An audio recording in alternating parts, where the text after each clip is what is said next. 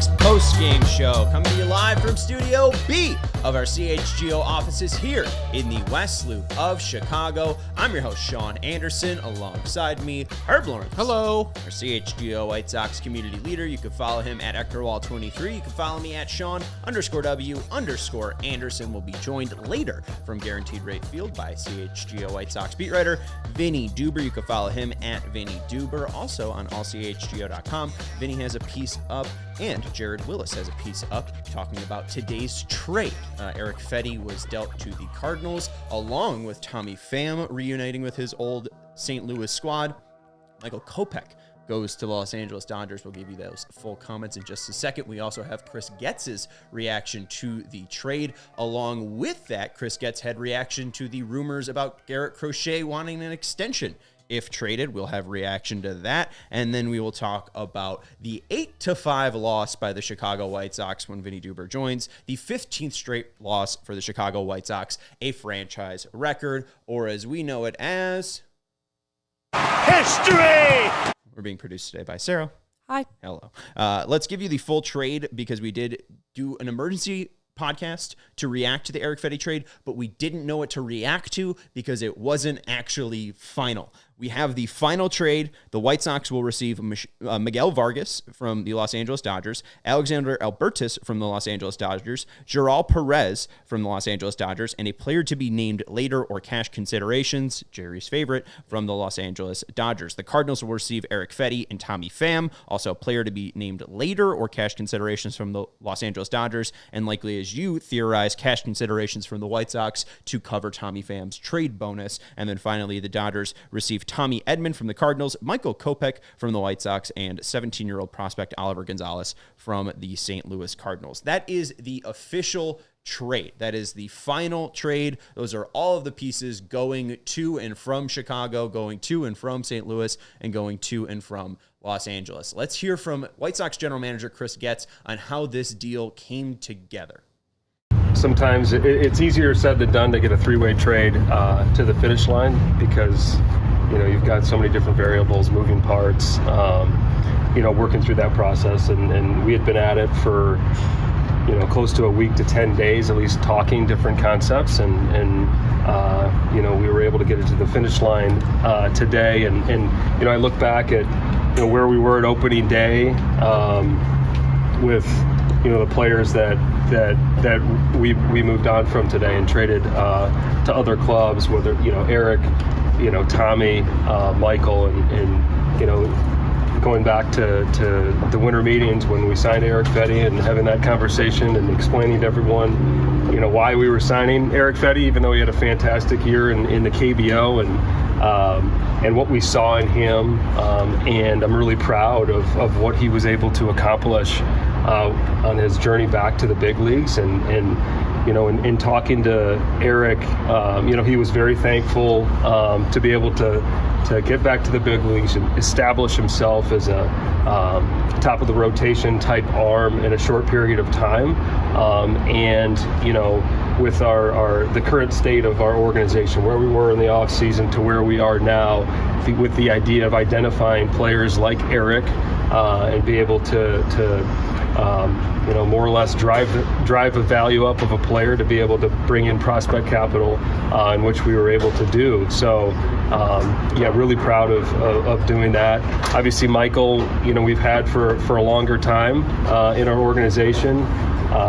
He was in the minor leagues. I just started as a farm director when we acquired him. It might have been one of my first phone calls, acquisition phone calls, to welcome him in. And, it hasn't been smooth sailing for him, and he's grown up a lot, both on and off the field. I'm proud of Michael and the person that he's become. I know in talking to him, he felt like, he wanted to give more to the White Sox. Felt like he could have given more. But I certainly didn't want him to feel like he let anyone down, because he's accomplished a lot. I mean, I guess in kind of recent history history here where he was at the end of the season and trying to get him to the finish line.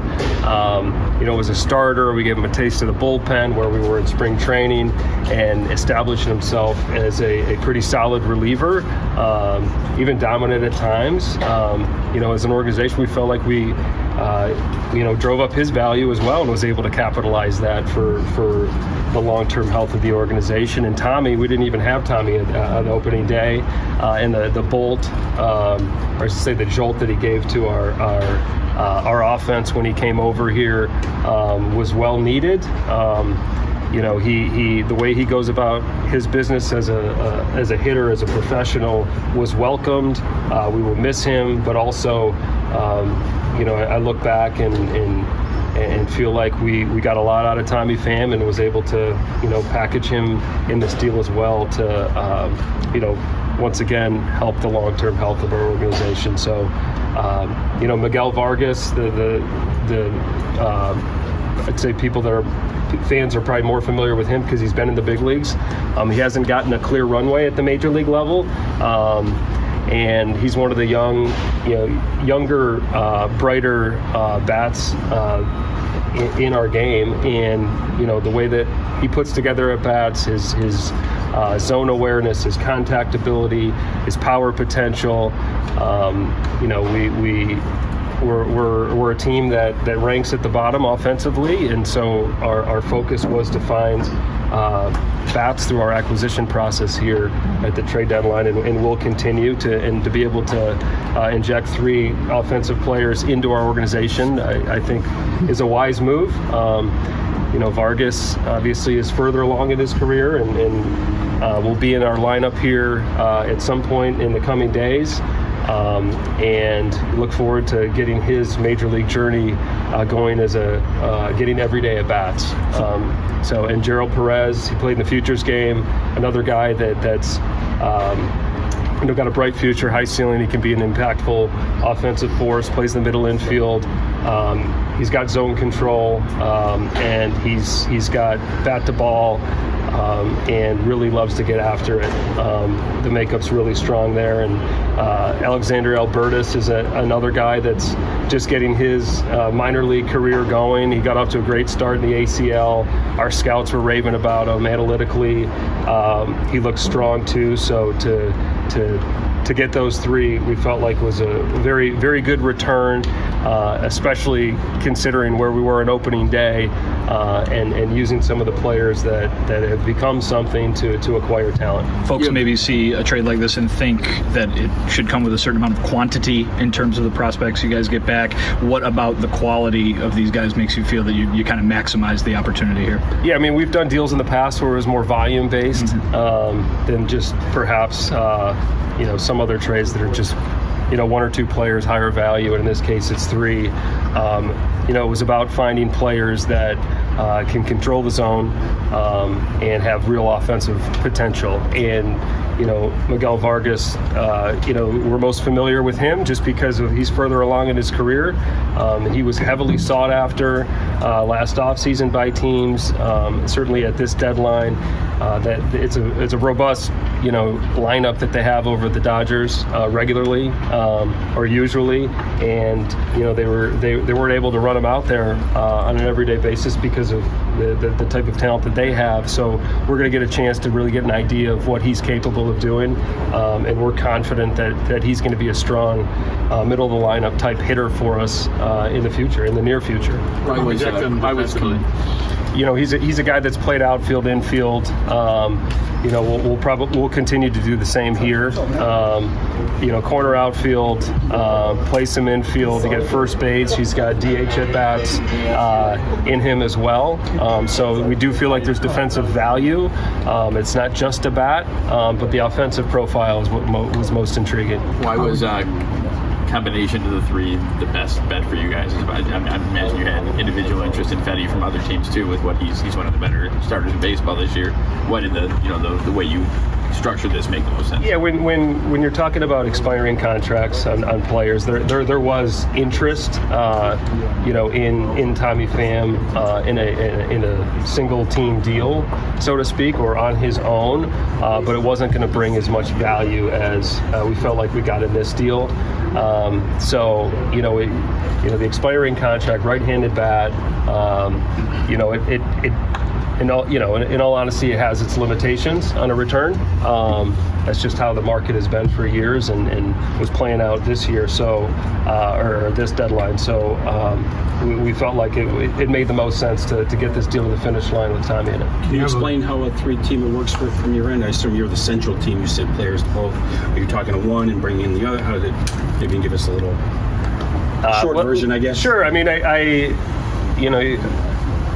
you head towards the deadline and you get an idea what each organization's needs are approaching that deadline. Obviously, we were on the selling side, and Tommy Edman is someone that the Dodgers have had interest in for a while. And quite honestly, I've always kind of been intrigued by Tommy as well. He's just a solid all-around player. He hasn't been on the field much this year because of injuries, but in St. Louis wanted a starting pitcher, targeted Erick. With those needs and those conversations, and we just kind of connected the dots and were able to facilitate a deal. But those are, I'd say more three-way trades don't get to the finish line than they do. How do you feel, without revealing more than you want to, the impact of Crochet's representatives' comments on the marketplace? It's tough to tell at this point because the trade deadline is not, we're not at the deadline quite yet. Garrett and I felt like we've had a really strong relationship back to when we drafted him, and I think about the alternate site, and he made his major league debut so quickly without any minor league games. And I remember driving over here. He had never been to a major league park, and being with him and kind of going through that experience with him, getting acclimated to the major leagues, and going through his injuries, and his decision along with mine to go into this year preparing to be a starter and giving him a chance to do that. I'm really, I continue to feel that we have a really open and honest relationship, and certainly I believe in Garrett, and he goes out. Whether I believe in him or not doesn't matter, because he believes in himself as a pitcher.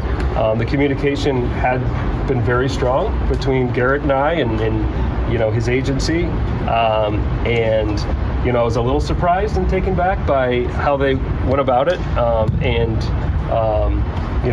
considering that I had a conversation with his agent, the night before. I didn't, that's not exactly the tactic that I would have taken, even being a former player, quite honestly, just because the dialogue had been so honest, and real and careful and mindful of his career, because I've known him since we got him. So I was a little surprised by it. I was. I think most people, most fans, and even players, without knowing everything, it makes sense. I think we understand, why a stance would be taken like that. Now, how you go about expressing that is what was, a bit hurtful, quite honestly, considering I felt like we could have handled it a little bit differently, and still, I think everyone accomplished what they wanted to accomplish. But Garrett's a very talented arm, and he's just getting his starting career going, and he's looking out for his long-term well-being. We fully understand and support that, and will continue to do so. But the belief that we didn't have his best intentions in mind, I think, was what I was a little surprised by with how it was handled. But Garrett and I are fine. We are good. I'll continue to be one of his top supporters, and in regards to how it affects his the coming days, tough to tell. Is it fair to say that some teams have backed away because of the rhetoric? I think that it created some questions in which sometimes I'm able to combat some of that just because of the relationships I have with other clubs. But it definitely created some questions. The short-term and long-term consequences are unknown. Is there a chance still that he could sign a long-term contract with this team? I think that there's a chance he's still, with us right now, and he's a guy that is continuing to become, one of the top arms in the game, and we certainly value that. But it also goes back to what's best for the long-term health of the White Sox, and so we're weighing all of those types of things, and right now we're just focused on making sound decisions. How do you characterize the chances of him getting traded yet before 5 o'clock tomorrow? I don't know. We're having conversations to say or speculate. I think is it's not. I think it's not important, not wise. I understand why. I understand the question and the curiosity because of what he's done this year. But we're continuing to work through it. We've got a lot to address from that. I know that was a lot, 13 minutes from Chris Getz, but I feel like it was worthwhile. We have a lot to jump off of right after this break. Herb, when you discover a new binge-worthy show or maybe a song that you bump on repeat and you have to share it with your friends, and I try to read out the corner of my eye, so that you could just have them experience how awesome it is. I do know that feeling. Have you listened to any MJ Lenderman? Not lately. Oh, well, you should. I mean, he's fantastic. That's what I've been bumping on repeat. But you know what I got to let you know about? What? The feeling of discovering Mint Mobile. They're offering premium wireless for $15 a month when you purchase a 3-month plan. It's such an awesome deal. There's no way that I can keep it to myself. I got to tell you about it in the whole world. I got to shout about it. Friends don't let friends overpay for wireless. Say bye-bye to your overpriced wireless plan and switch to Mint Mobile. Mint Mobile is here to rescue you and your squad with premium wireless plans starting at $15 a month. Ditch overpriced wireless with Mint Mobile's deal and get 3 months of premium wireless service for $15 a month. Mint Mobile does not sell anything but wireless service. You bring your phone, they give you a SIM card, you put it into the phone, and then your phone works, and you get cheap, reliable service for cheap. Yeah. So there you go. To get this new customer offer and your 3-month premium wireless plan for just $15 a month, go to mintmobile.com/White Sox. That's mintmobile.com/White Sox. Cut your wireless bill to $15 a month at mintmobile.com/White Sox. $45 upfront payment required, equivalent to $15 a month. New customers on first 3-month plan only. Speed slower above 40 gigabytes on unlimited plan. Additional taxes, fees, and restrictions apply. See Mint Mobile for details. It's July and the weather is getting warmer outside, and just any beer won't do. You want something light and refreshing and flavorful. Leinenkugel has a flavor for every summer moment. It's the perfect companion for the great outdoors, the great American pastime, or a great night out with friends.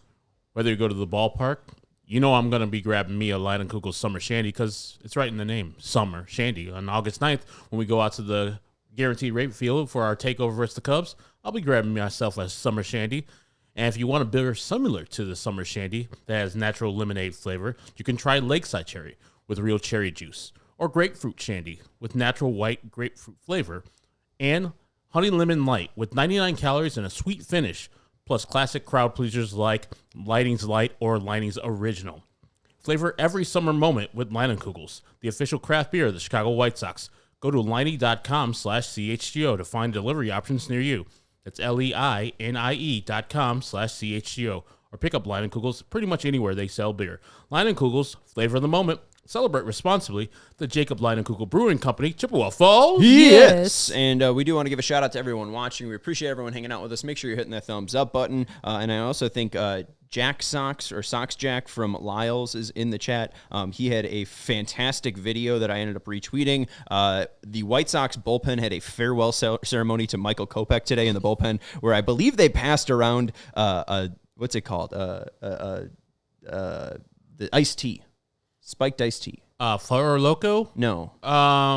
Twisted Tea. Twisted Tea, okay. They're not a sponsor, but I just want to be accurate as a journalist. Just want to make sure that this is what they were doing, but basically just taking small swigs, and then John Brabia pouring out a Twisted Tea for Michael Kopech. I don't know if that's his favorite drink. I don't know if Michael Kopech gets twisted on Twisted Teas, but hey, it was a really good video. So if you are thinking about going and attending history again, Jack, I think so, because you got a great shot and picked up some great history there of but the White Sox pour it out. at Kopech. Just get yourself a line of Cocoa Summer Shandy. Well, yeah, I mean, put it in your mouth. Pour out the bad stuff and drink the good stuff. There you go. All right, let's get into some of the stuff that Getz said. Again, let's recap the trade because it was messy on the emergency podcast, and it is a lot going on. So the Dodgers from the Cardinals will receive Tommy Edman and Oliver Gonzalez. The Dodgers will receive Michael Kopech from the White Sox. So the Dodgers receive Edman and Gonzalez from the Cardinals and Kopech from the White Sox. The Cardinals receive Erick Fedde and Tommy Pham from the White Sox. Also a player to be named later or cash considerations from the Dodgers, and then cash considerations as well from the Chicago White Sox, likely covering that trade bonus for Pham. The White Sox are carrying all of this from the Dodgers: Miguel Vargas, Alexander Albertus, Jeral Perez, and a player to be named later or cash considerations from LA. There is some important news of that crop that the White Sox acquired. Alexander Albertus, one of the 19-year-olds acquired in today's Sox trade, went to the IL last week with season-ending injury, a stress reaction in his left tibia. Sox say it's not considered to be a serious injury and that he is anticipated to be ready for spring training. So not the best news about one of the guys they acquired. So he's natural White Sox. Damaged goods. He must have heard the news last week. He's like, let me get hurt immediately. I'm going to the White Sox. Hey, he knew. He had a feeling in his bones, and his bones snapped. I think finally revisiting this trade, there are parts about Miguel Vargas that are interesting. Mm-hmm. He, before 2023, was a top 30 prospect according to Baseball America. I don't know if he would still be top 40, and that's mainly just because he has played more at the major league level and hasn't really wowed that much. I think especially when you approach 24, you lose a little bit of luster. So although he hasn't even surpassed, I think, 400 plate appearances, I think he would fall down just a little bit from prospect rankings of 30 last year, just because, again, there's younger guys that are now above him with more service time, even though it's a little bit. But Vargas is interesting. You look at the PCL from 2022 to 2024, and Vargas is the only player with a 130 weighted runs created plus that is 24 years or younger. And the only player that is even close to that was 22 to 23 years old, that was a qualified batter, 437 plate appearances, Jarred Kelenic at 122. So he was a better hitter than Kelenic at AAA. You loved Kelenic. Vargas is a right-handed hitter. I think he does have a little bit of Michael Busch in him. I think Busch had a more for sure and certain position at first base, and the Cubs had more of a need for a first baseman there. Vargas doesn't seem to have a position. No. It really doesn't matter for the White Sox. For the next 5 years, they could try him at 5 different positions if they wanted to. But my concern with Vargas is if he can't play second, if he can't play third base, if he can't play left field, mainly because the $75 million man is out there in Andrew Benintendi, does that mean he's a first baseman? And you look at the other side of the diamond today, you see Vinny Pasquantino, you see that 6'4", 245 Italian stallion with a 9 walk rate and a 130 weighted runs created plus, an average exit velocity of 90.9. Like, that's a true first baseman. Yeah. Vargas is going to need to do a lot of climbing to become a hitter like that, a threat like that. He's only 200 pounds. He's 6'2". He needs to fill out a little bit. We see already, what it's like to have an undersized former top prospect play first base. Yep. He's now hit his 12th homer of the year, Andrew Vaughn, but that's tying Jackson Chourio, who's like 19 years old and just finally got hot, and I think is also diminutive. So I am a little bit concerned with what the Dodgers or what the White Sox got because, I don't know about Vargas as a headliner because of his defensive positions. Albertus is hurt, so that throws a little bit of a wrench into it, and Perez is the worst of the 3 acquired. And again, just on top of all of this, what did the Cardinals give up? Nothing. Tommy Edman, and that's it. Nothing. Oliver Gonzalez. I don't understand how this was allowed. I think Rob Manfred should go and talk to John Mozeliak and threaten him with jail time. This is larceny. This is stealing. This is, I need to find a lawyer. And there's reasons why I think this trade is bad. And one of the main reasons is that John Mozeliak, the head boss over there in St. Louis, spoke to the Symbol Media down there in St. Louis, and he said the initial trade was Erick Fedde for Tommy Edman. Tommy Edman has 1 year left on his contract, and he is 30.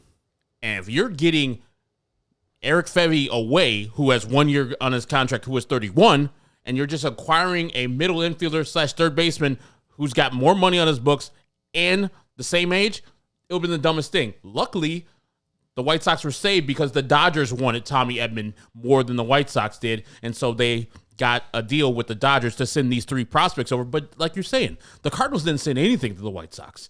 You would think for a top 20 starting pitcher, which Erick Fedde is this year, you would get a little bit more than what the White Sox received back. And they threw in a replacement level outfielder in Tommy Pham and Michael Kopech, who's been below average this year, but still he has a 100-mile-per-hour fastball. People have been going wild for him. He's been doing much better as of late. You would think they would get better than Miguel Vargas, Perez, and the kid who's just got hurt. So I am just Albertus. It's Alexander Albertus, AA. You would think they would get better than that, but they didn't. And I, as Occam Razor always says, the easiest answer is usually the best answer. The general manager is inexperienced and doesn't know what he's doing. Because later on we saw Dana Brown send 3 prospects over to the Houston Astros for Yusei Kikuchi. And that's the thing too, and it's been fairly brought up by AJ and Alex, who I've been talking to about this. And we're going to welcome in Vinnie Duber right now too, because Vinnie can just jump into this conversation. I think part of that though is Houston and that trade.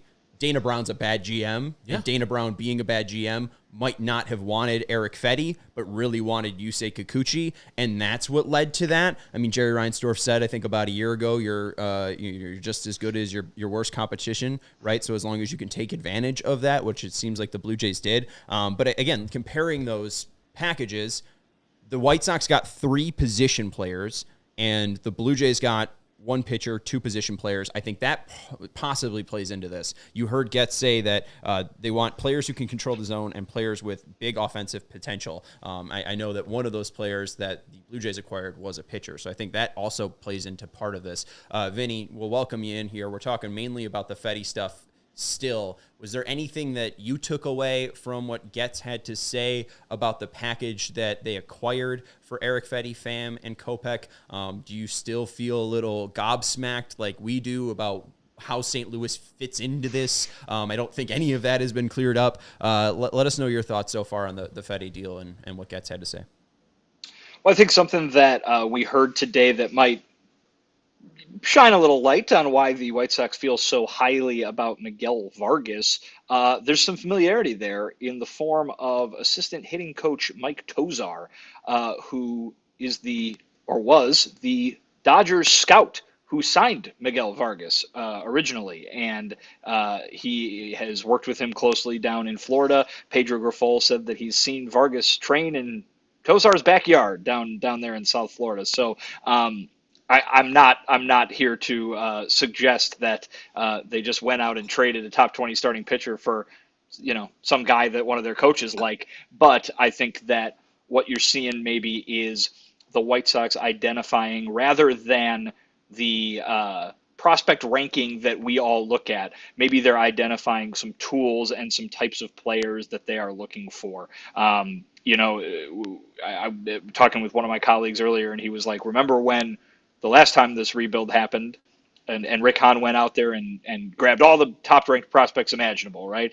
This is kind of the and he said this is kind of the opposite strategy, maybe going out and not being a beholden to those prospect rankings, but taking a very, very deep look at the kind of player that these guys are, and identifying that as something they want to be a part of their organization. Now, whether those guys pan out or not, who knows, right? And so I think that when you're trading for a couple of 19-year-olds who are in A-ball, who are in low A, you're hoping for a lottery hit, 3-4 years down the road here. I mean, listen, if those 4 years from now, those guys are going to be 23, which is, a year younger than Miguel Vargas is right now. And he's being acquired as a future building block. So, it's certainly not the most straightforward trade in the world, right? You usually see, they got rid of this, then this is what they're going to get back. Okay, we'll see how this works out.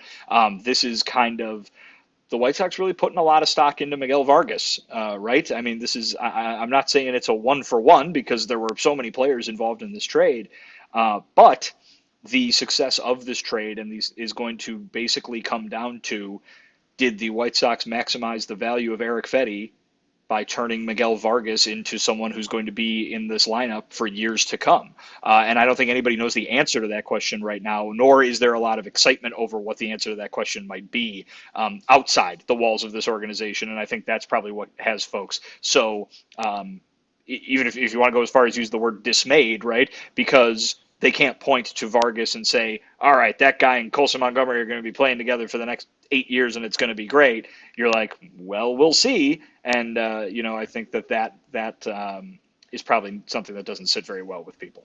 We got to take a break. We'll address more about Fedde in just a second. We'll also talk about Chris Getz's comments regarding Garrett Crochet. But make Ray Chrysler, Dodge, Jeep, and Ram your number one draft pick this summer to find the perfect car for you. This July, shop a wider selection of vehicles at Ray CDJR and score new, lower prices across their huge inventory during the Make This the Summer sales event. For a limited time, lease a new 2024 Jeep Compass Latitude Luxe for only $189 a month, or shop over 125 vehicles priced under $20,000. Let the team at Ray CDJR help you land the perfect vehicle at the perfect price, because with Ray's Price Promise, the numbers you're hearing now are the same prices you can expect to shop in-store and online. That's because Ray's Price Promise means no price changing, no add-ons, and no hidden fees. So if you're in the market for a new vehicle, then you have to check out the team at Ray Chrysler, Dodge, Jeep, and Ram, because they are the only team we recommend. Visit them today on Route 12 in Fox Lake. For more information, visit Ray CDJR in Fox Lake or raycdjr.com, serving the community since 1963. Get fitted out in the best sports gear around. Hoodies, shoes, signs, bobbleheads, everything in between. It's all there at FOCO. Going to a baseball or football game? Show off your love with team-branded friendship bracelets. Whether it's jackets, beachwear, or even overalls, there's something for fans on almost every occasion. And we see our guys with PHLY with their Phillies FOCO overalls. I don't know if you saw Renee Washington last year in her overalls at the playoff game. No, they're just stylish. I haven't seen necessarily on their website White Sox. I think Sarah's overalls. got them right there. I mean, I've seen their let's see. Yeah, there they are. Pinstripe bib short. What is it? Short tails? Yeah. Back in the day when you wore FOCO or you wore overalls like that, you couldn't wear it with one strap down because it thought you were in a gang. At least the people in Wheaton did. So I had to wear a lot of gangs in Wheaton? All of them. And I had some purple suit, not the whole FOCO white and black suit right there. So they were like, yeah, I'm part of the Barney gang. I just looked like a damn dinosaur while I was rocking out there. Hey, folks, I love you. I'm about to gangbang. Set decorations. Is this a FOCO read? Yeah. Set decorations are donated by FOCO, our guy right here, Southpaw. He's right here on our set, and also at Guarantee Rate Field with Vinny right there. Go show them some love. Check out FOCO.com or click the link in the description below for all non-presale items. Use the promo code CHGO10 for 10% off.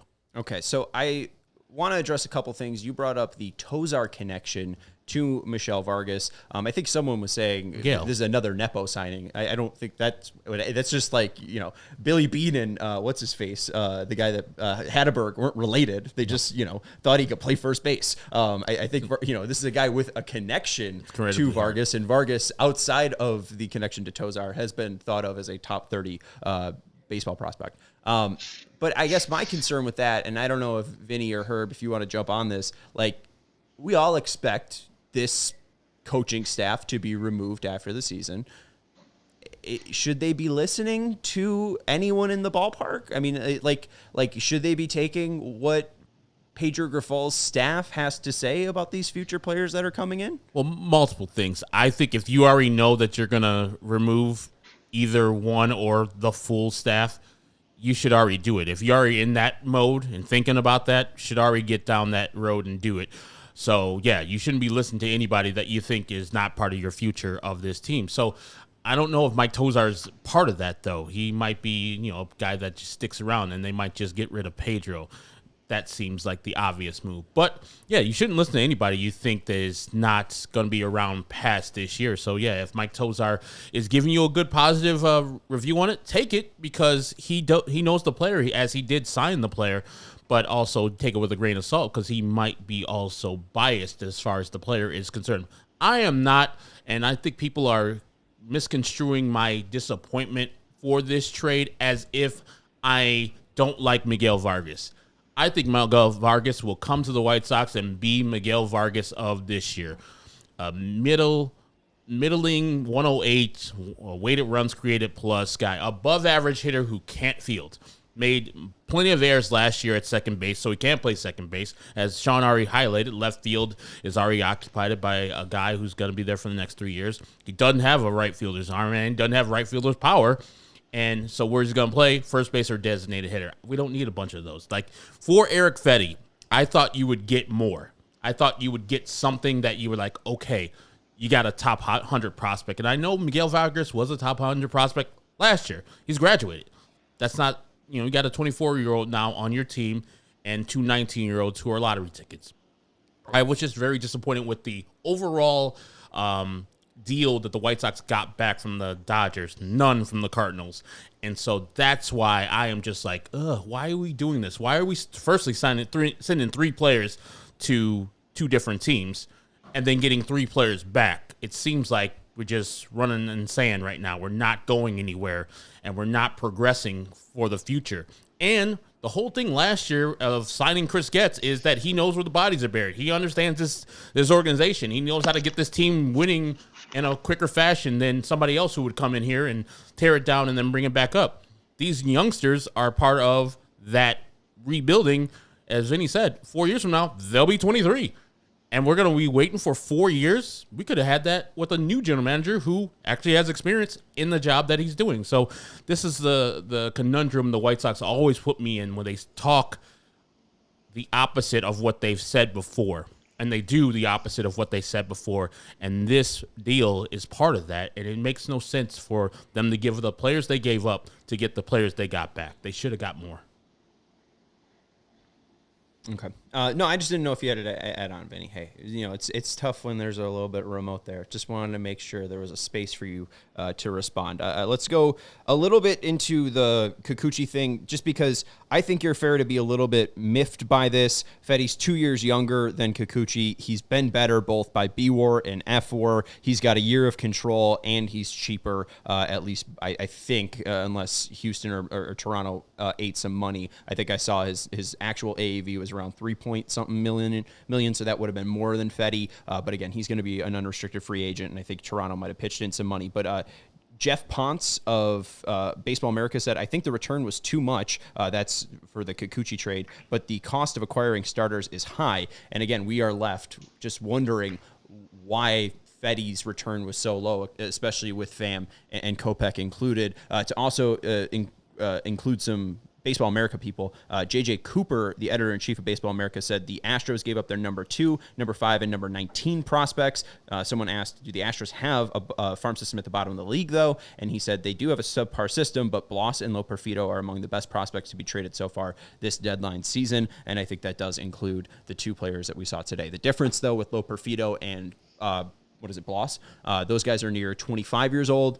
You bring up the 19-year-old lottery part of that. I think the one thing the White Sox saw in Vargas and the 2 19-year-olds are guys that have solid bases. I think Vargas probably has the worst fielding of the 3, so they assume that whether it be second base, third base, left field, right field, these 2 guys, Albertus and Perez, will be able to give them, whenever they do make the major leagues, decent performance at any defensive position and be able to walk over a 10% rate and give them 20 bombs. I guess what I would have just wanted is either a little bit more of a lottery ticket, one more lottery shot, or just the quality improve just a little bit more. Let's go to the other parts, Vinny, especially the Garrett Crochet parts. I bet that probably took you for a loop there. I don't think when Bruce was ready to ask that question, he was going to get that answer. But, man, he got a heartfelt response from Chris Getz.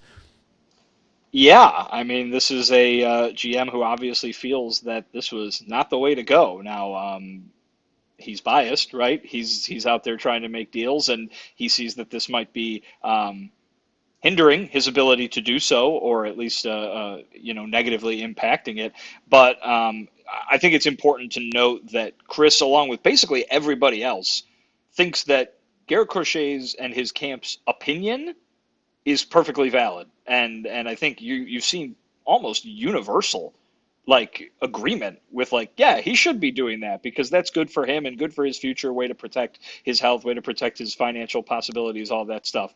The thing that Getz was upset about was obviously the way in which they made that opinion known, and really didn't mince words. I mean, obviously he went as far to call it hurtful, kind of seeing it as maybe a little bit of a wrongdoing against him personally, but I think more than anything, this is somebody who is trying to make a move and capitalize on what Garrett Crochet has been able to do this year, and now he's maybe finding it difficult, if not impossible, to do so in no small percentage due to, in his opinion, the actions of the player and his people. So, it was certainly surprising.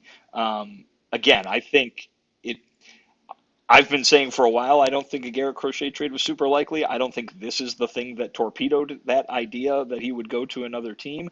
That being said, it probably affects the chances of it because you've got a bunch of teams out there now at the front of their mind saying, with having the contract extension thing, not even and thinking that before you even get talking about what the values might be and discovering that there might be a big difference in how these two teams value Garrett Crochet. Before we get into Chris Getz's actual comments and what that might mean for their relationship, because I know both of you and I, Herb, have thoughts on that. One thing that Getz did say is that I think it was reported that the White Sox didn't have the best intentions for Crochet in mind. Am I misinterpreting a comment there? I don't think I saw anything with the extension reports. I think it was started by Heyman. Jesse Rogers also reported on it. I don't think I ever saw that the agency thought that Chicago had bad intentions for Crochet, right? And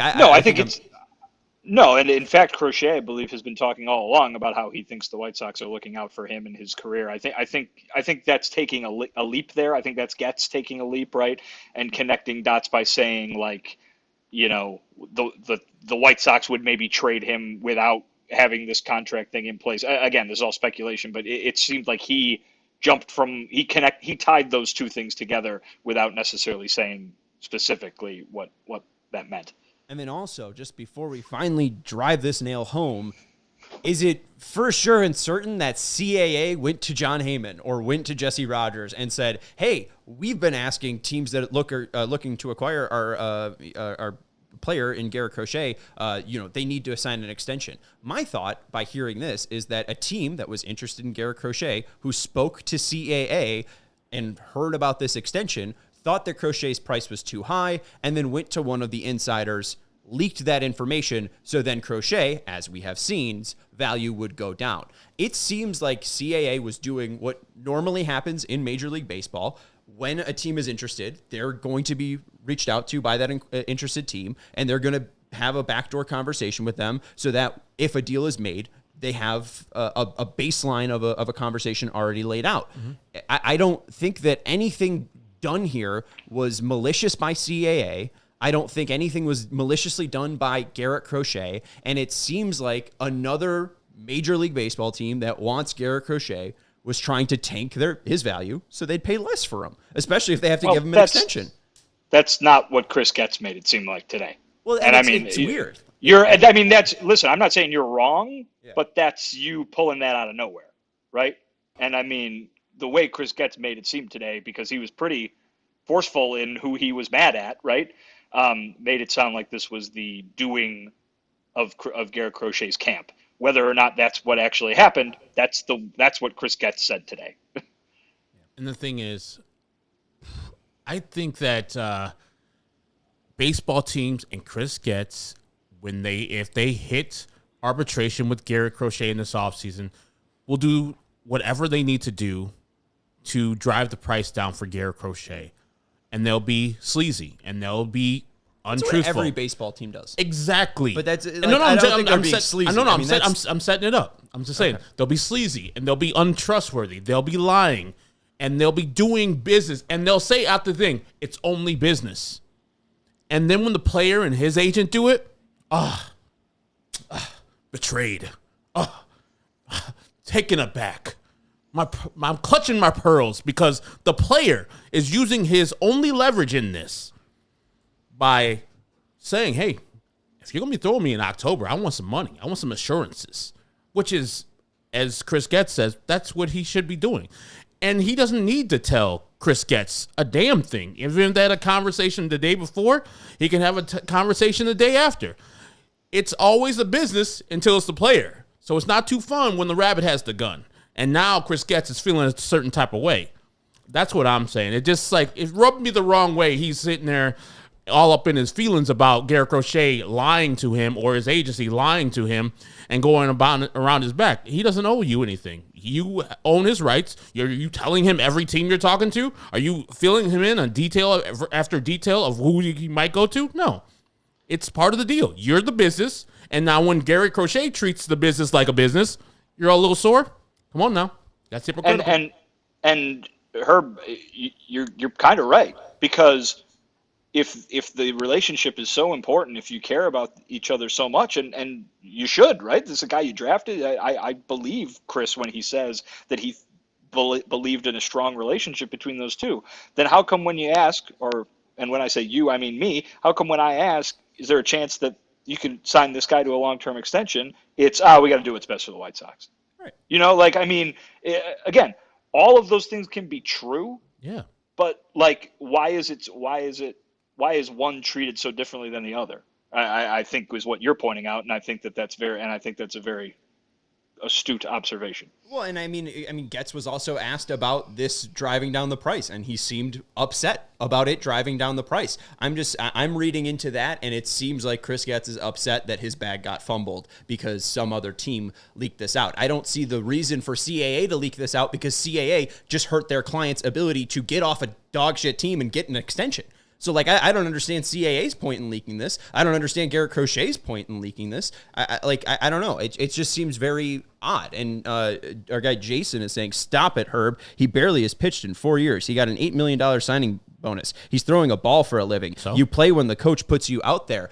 This also might be his only chance to ever do this. He was not expected to be a relief pitcher, is now an all-star starter, and this could be his one time to cash in on that living and fully make it a living, a career, and just lock up his family for the rest of his career. So if he does have any leverage at the trade deadline, and his agency could be like, hey, we really want to guarantee this guy some money, so that way he doesn't have to even think about when it comes to September and looking at Shohei Ohtani and Freddie Freeman and saying, hey, I need to shut myself down because if I get injured in the postseason, I won't have an arbitration case. I won't have the ability to make any money, let alone get extended by some team that's acquiring me. Right now, I'm probably worth around 4 years, $67 million. But if I get injured, I mean, where does that number go? So this is a player watching out for their ability to perform and to have a long career, or at least secure that future. I think it's Bush League by Chris Getz to be all upset and offended.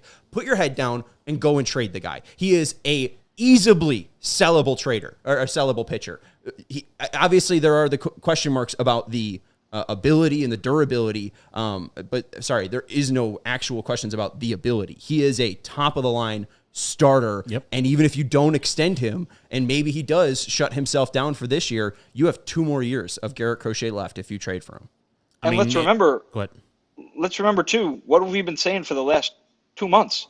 They don't have to trade him right now. They can trade him in December. They can trade him in January. They can trade him like they did with Dylan Cease and trade him 2 weeks before the season starts. If anything, you're going to find more takers in the winter because these question marks aren't going to exist. So I don't think that I don't understand why there would be such anger or negative feelings about an opportunity being missed out on right now when you might be able to just get more in the winter, or more at next summer, when you don't have to deal with all of this surrounding him. And listen, a lot of this is not part of the White Sox control, right? They can't control the fact that he basically missed the last 2 seasons and had only pitched 50 some innings prior to this. Like, they can't control that in the moment right now. So why be so upset if that opportunity is still going to exist? If this was it, if Garrett Crochet was going to be a free agent at the end of this year, and you could have a little bit of a different reaction, but you're going to have the same opportunity to deal him in the winter without all of the baggage of these questions and a contract extension and all of that stuff. He's just going to be a great starting pitcher who can be a team's number one for all of 2025 and all of 2026. To me, that seems like a pretty valuable thing, and something and an opportunity that Chris Getz will be happy to have. Yeah, and Jason, I hear you and I see what you're writing in the comments, but I think it's nonsense. I don't care what his bonus was. I don't care how many innings he pitched before. This year, he is dominating. He is an all-star pitcher. He is trying to cash in for specifically the reasons you're talking about, that he's been hurt. The thing he wants to do is not go to another team making $800,000 this year and then them saying, hey, man, it's game 3. I need you out there. And then it's game 4. I need you out there. Need to get that tough lefty out. Okay, cool. When it's time to get my money right, and if I hurt myself, you ain't going to be there for me then. So he wants some security, and he's playing his cards right. He's playing his only leverage, which is, if you're going to be acquiring me, know that I want some money. I want an extension worked out with you guys.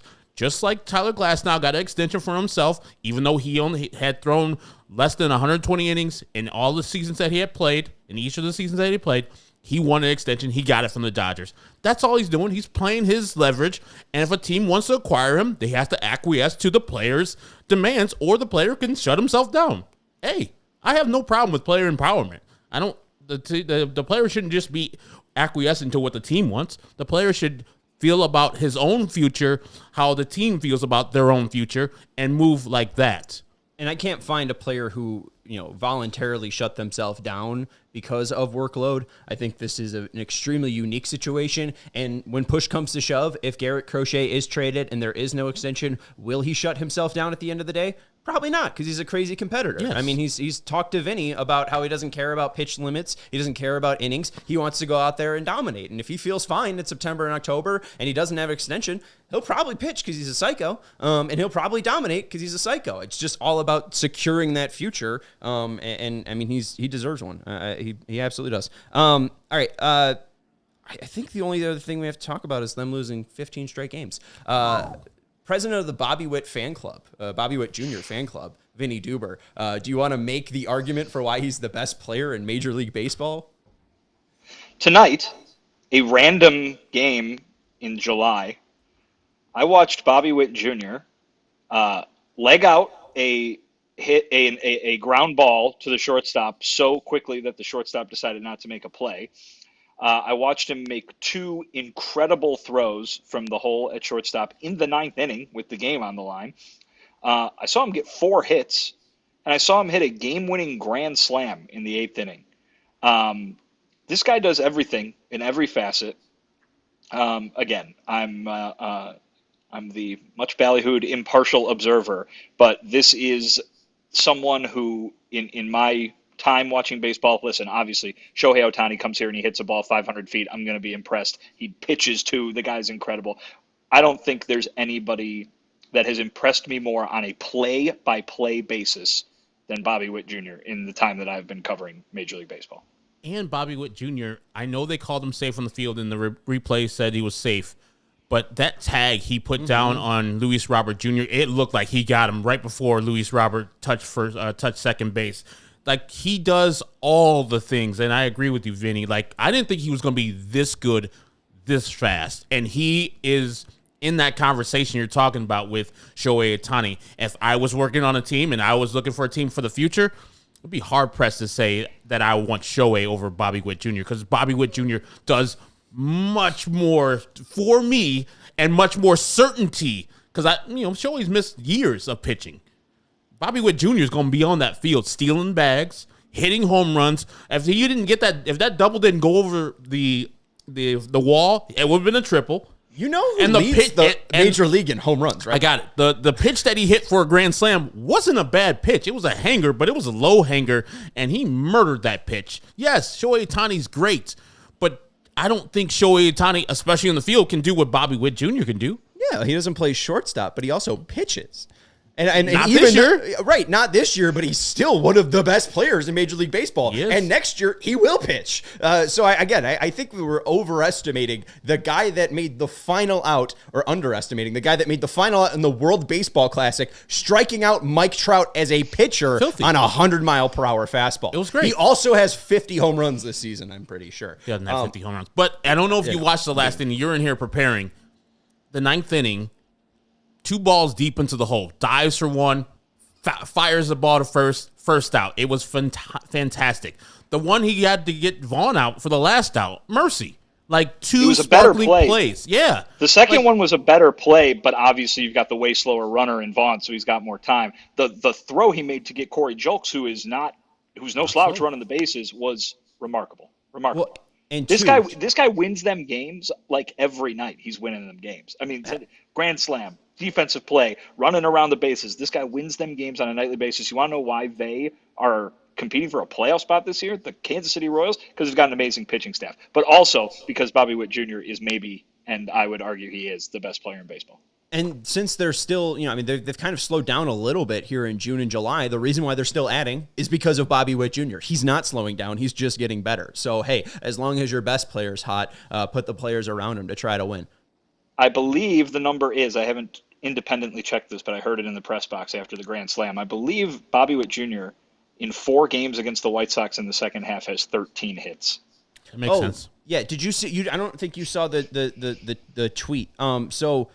They put up a stat right before he hit that grand slam about players who have had, I think it's 4 hits against the White Sox in 5 straight games. Let me get that for you. So Bobby Witt is the first player with 3+ hits in 4 straight games versus the White Sox since Ty Cobb in 1927, who had 3+ hits in 5 straight games. And again, this is flashed before Witt hits the game-winning grand slam. So this is, hey, look how great he is. He hasn't done anything since Ty Cobb. Oh, and also here's a grand slam, a home run, 4 RBIs on top of it. Insane. Just to solidify Vinny's case, before this game, the F4 leaders, Aaron Judge 7-1, Bobby Witt 6-9. Do you think he's in the lead now? I don't know, because Judge hit a homer, so maybe not. Judge is very good. Okay, one other thing on the Bobby Witt stuff. You brought up the play in the first inning, right, when Robert almost gets thrown out? That was a beautiful baseball play. Robert got a brilliant jump. It was a quick delivery by the pitcher Marsh, and 36-year-old Salvi Perez popping up like 25-year-old Ivan Rodriguez, making a beautiful throw. And then the tag by Witt, very close bang play. If they said Robert was out, I would have believed them. But a beautiful tag by Witt to even make it close, because Robert had a beautiful swim move as well. It was gorgeous baseball, and there's not a lot of gorgeous baseball that we get to watch with the White Sox. Robert also had a great game today, but Sox lose their 15th straight. This is the longest single-season losing streak ever. They did have a streak that extended from 67 into the 68 season, but confined to one single season. That matched it. But that's it. That's matched it. Right. No, they're both so 15.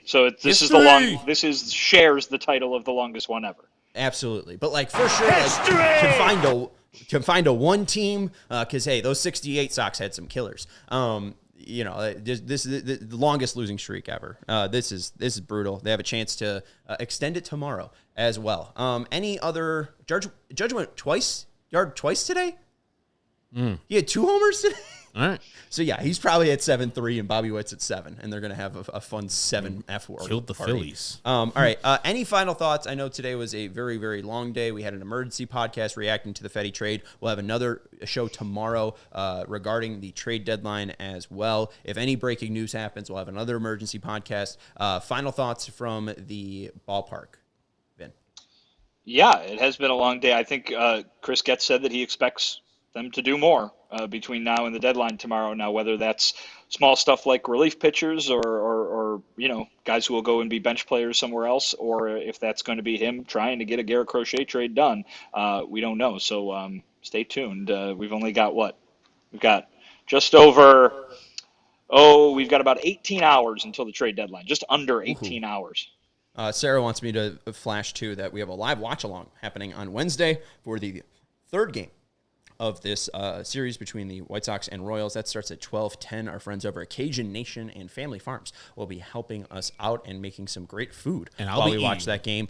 Vinny, unfortunately, will be at Guaranteed Rate Field, so he is advertised to be at this watch-along. So, Vinny, if you want to ditch out on work, you can come to work and get some more food. And we also have a takeover on the 9th of August for the Cubs and White Sox game. There will be some fireworks at that game as well. So if you want to see the Crosstown Series on August 9th and see a fireworks game, head over to allchgo.com/events. We have more coverage coming to you within the next 18 hours. That's Vinnie Duber. You could read his work at allchgo.com. Also read Jared Willis's work up at allchgo.com. They have the written form of what happened today at Guaranteed Rate Field. That's Herb Lawrence. You can follow him at ExtraWall23. I'm Sean Anderson. You can follow me at Sean_W_Anderson. And thank you to Sarah for producing the show. We will talk to you tomorrow. Goodbye. We